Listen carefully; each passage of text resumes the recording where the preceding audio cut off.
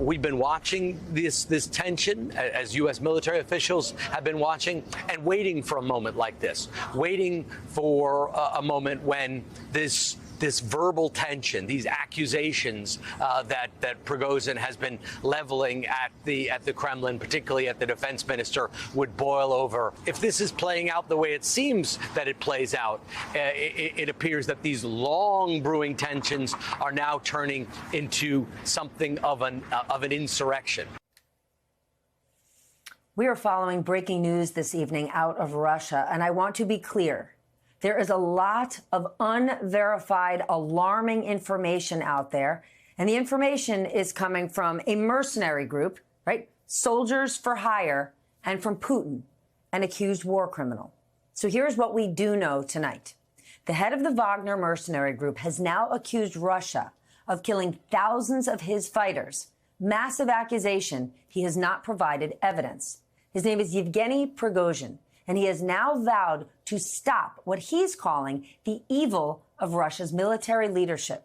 Russian officials, in response, quickly launched a criminal investigation into Prigozhin on charges of armed mutiny.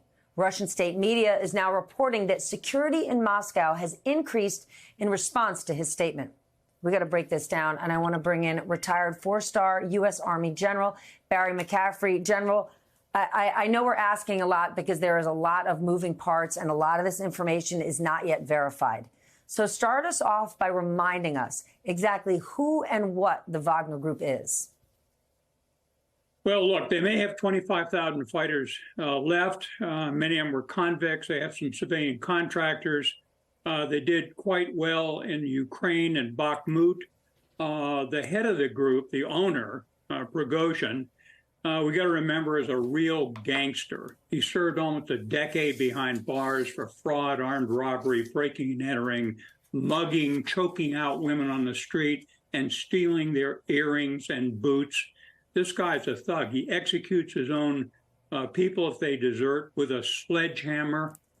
He is a very evil man, a billionaire, selling hot dogs on the street until Putin, another corrupt billionaire, brought him into his team. Some of the respected voices, Stephanie, that you hear on our channel and others are saying this is orchestrated by Putin. He's not really in a coup against Putin, just the generals. There is no way that's the case. This guy is going after the senior leadership of the Russian armed forces.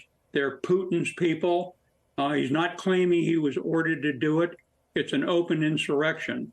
I'd be amazed if he pulls this off, but will we see in the next 72 hours the FSB, their domestic intelligence, the old KGB, will they arrest Prigozhin, or will this spread and the Russian armed forces start to come apart?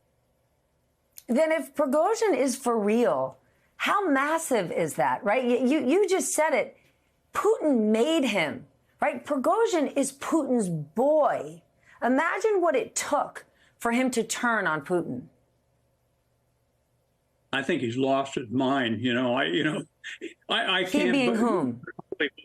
Prigozhin. To see him make these statements over the last 2 weeks, getting more and more out of control, and finally directly going after this most senior, the Secretary, Minister of Defense, the commander of the armed forces, Russian armed forces, is just astonishing.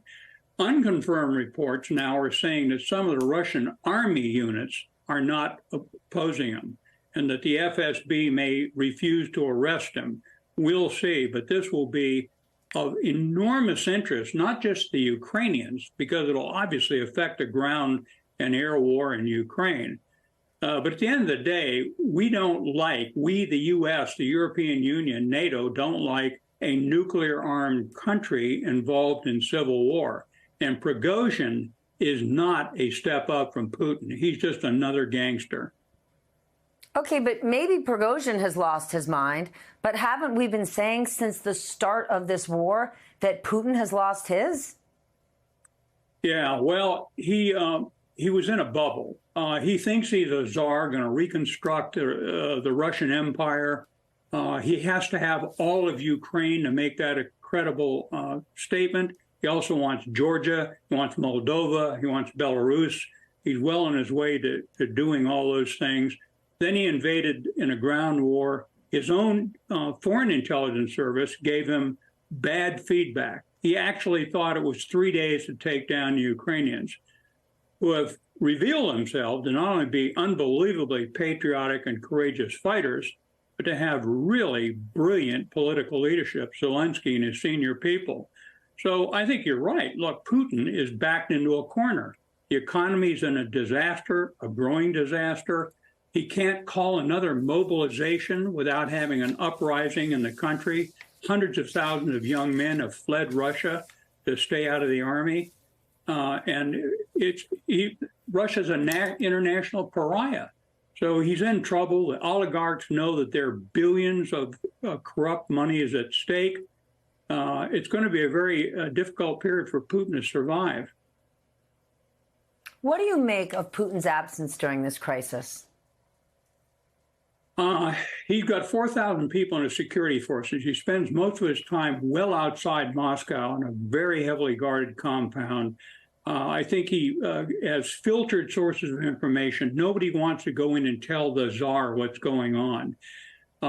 So I think he's lost control of the situation. Behind the scenes now, he still ostensibly owns the FSB, the domestic security, the National Guard, and the riot police, never mind the senior officers of the Russian army, several of whom are on video that I've watched saying, we're staying with Putin. So I think Putin's scared. He's gone to ground. He's probably behind the scenes just trying to survive day in and day out. What does all of this mean for the war in Ukraine? And again, I know it's early. Well, it's hard to say. The Russians have been doing very well. The Ukrainians started what I would term a reconnaissance in force, trying to find weak places in the line. It's a 900-kilometer front. They've run into the security zone only. They're running into heavy minefields.